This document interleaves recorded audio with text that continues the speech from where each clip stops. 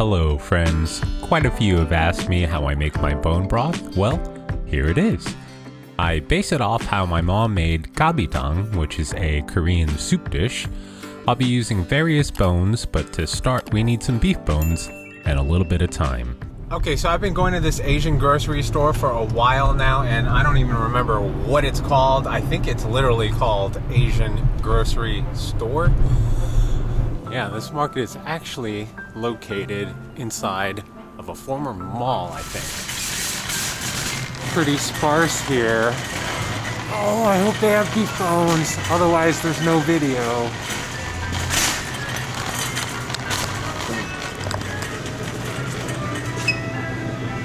That's too bad, because I definitely have to put out a video. What are we gonna do? Oh, what is that? Like a little baby go cam? Or Yeah, it's like a little GoPro. Prime Meats saved the day. Awesome people too, super friendly. Can't ask for anything more. We got a video to make. It's good to have a relationship with your local butcher as well. Our goal is to melt all that fat, marrow, and collagen into our stock. My mom and many others like to soak the bones from 30 minutes to overnight to get rid of the blood, which is different than making like French stock. This process is what creates a lighter, brighter colored stock. I do have a quicker way to achieve this that I'll show you though. Personally, I like to call this my mother broth or master stock since I toss in all the bones I've accumulated. I buy a lot of bulk bone-in product. One of my favorite cuts is the pork butt, and it's pretty simple to get the one standard bone out. I'll save up and store these bones in a Ziploc bag in the freezer. You can use these rough parts of the meat near where you deboned for ground pork or sausages. Just toss it in a food processor, slightly frozen. The middle part I like to slice up into steaks, and the opposite end is perfect for a small roast. You'd want to soak these bones as well. The other staple in my kitchen are chicken quarters. They are cheaper per pound than buying drumsticks and thighs separately, and these are also easy to debone. Look for a fat line between the thigh and drumstick. That's your clue on where to cut. The thigh portion has a bone in a T formation, and I like to use my hand to separate the joints and cut the one end. That leaves you with the traditional one bone thigh you buy prepackaged from the grocery store, but you can also remove it to have skin on boneless thighs. I didn't notice my overhead camera shut off, so I apologize for not having a better view here. Finally, you can also cut off the end bit of the drumstick to make chicken lollipops, and that knuckle joint is great for stock since it has cartilage, skin, and other gelatinous material. This stock is simple but time consuming, so I wait until I have lots of bones saved up and can make a huge pot of stock to portion and freeze. Now, I usually avoid the soaking process by tossing all my bones in a pot of water, bringing it to a boil. I'll let it simmer and you'll see the scum and impurities float to the top. You can either skim them, but after about 30 minutes, I'll just dump everything out and rinse everything nice and clean. This ensures a creamy looking stock. Once everything including the pot is nice and clean, return it back to a boil. Our task is to simply but constantly add more water when it gets low. Chicken bones tend to disintegrate faster, so I'll reserve them for maybe about halfway through. You can add aromats at this point, like onion and garlic, and whatever you feel like. Today we'll do bay leaves, coriander, black peppercorns. I add a little bit of vinegar, white wine in this instance, to extract more minerals from the bones, and felt like a splash of fish sauce for flavor. This is one of the few times I don't salt from the beginning, well, outside of the fish sauce, because we are going to reduce and concentrate this broth a lot, so we don't want this to end up too salty, and we want to be able to use this for things like sauces as well. It's often suggested to use organic and grass-fed products for your stock, especially if you're going to drink a lot of it to ease in and out of a fast, but whatever the case, I bet it's better than the boxed salt water that's sold in stores. This takes about a day if you can afford to be nearby and constantly add water with a rolling boil. If you need to go out or sleep, then just reduce the heat and you'll need to replenish water less frequently. By the way, this is what I did with the chicken for dinner.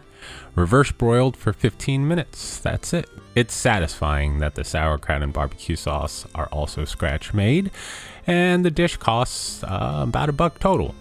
If you include my hourly rate though, this dish is closer to $500. You can see that after 8 hours unattended, there's still plenty of water. Time to crank the heat back up.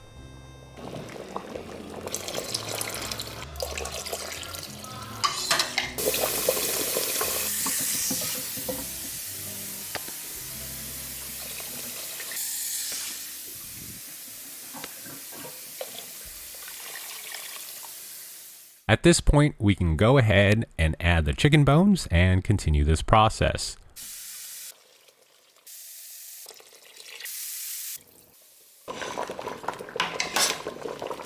You can see that even after adding a couple full pitchers of water, it's still thick and creamy. For the final reduction, I like to add some kombu or dried seaweed as a flavor enhancer. We are going to reduce the amount of liquid in this pot by about half. There's still some good bits that haven't melted, but that's okay. I need to finish this video for you and nothing will go to waste. I'll rapidly cool the broth in a tub full of cold water, stirring it and moving it around. Finally, I like to either pour them into ice cube trays or mason freezer jars for long-term storage. Don't forget to label and date them. I love them portioned in ice cube trays because it's easier to use smaller amounts for things like simple pan sauces.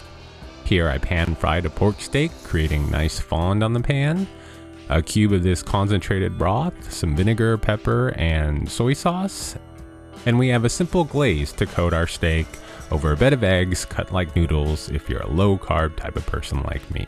I want to take a moment to give a special thanks to Skillshare for sponsoring this video. Skillshare has tons of online classes for more than just creatives. They're weight loss, meditation, nutrition, and other self-improvement classes as well. One of my favorite things about them are the easily digestible nature of the classes. Roughly an hour on average with like a breezy 5 to 15 minutes per lesson. So I've been diving into Tim Domsky's The Magical Experience, where he teaches some simple but cool tricks that you can learn. In fact, you can win some bets with this one, and it's based around the key card concept that he teaches. So go ahead and select a card, and it really can be any card. For the purposes of this, go ahead and remember that card. Got it? Good. Now, as I'm shuffling through, say stop, stop, all right? And I promise not to look, I didn't see. We'll squirt the deck, give it a little cut, and we're ready to go. So just think of your card now and transmit it through the screen. Are you doing it? Great. Now, I will take that information, utilize my senses, all my good working senses. So that's 2 now, touch, but they all feel the same. How about smell? Does that smell different? No, that's not it. What are we betting anyways? You know, if we were at a bar, I might try and bet a peck on the cheek. How about 1 Bitcoin? You could afford 1 Bitcoin, right? It's just 1. How about the very next card I flip over is your card, and if so, you hit that like button. Got a deal? All right. The very next card I flip over is your card. Did I get it right? Do I get a Bitcoin now? There's lots to learn here. They have live classes, no ads, and launch new workshops all the time. I've been having lots of fun just sort of exploring the platform. And the first 1,000 of my subscribers to click the link in the description will get a 1-month free trial of Skillshare, so you can start searching for things that you might want to learn more about today. Mason jars are nice too. They just need to be defrosted slightly before use, and you can see some fat rise to the top. You can remove this, but why would you? It's delicious. The broth itself becomes like jello, which indicates you've extracted a good amount of gelatin and collagen from the bones. You can of course dilute this to your liking when you're ready to use it, but one of the most satisfying things for me is to just have a bowl of this concentrated broth as is after an extended fast. Thanks again for watching. If you like this recipe, thank my mom, and have a wonderful, wonderful day.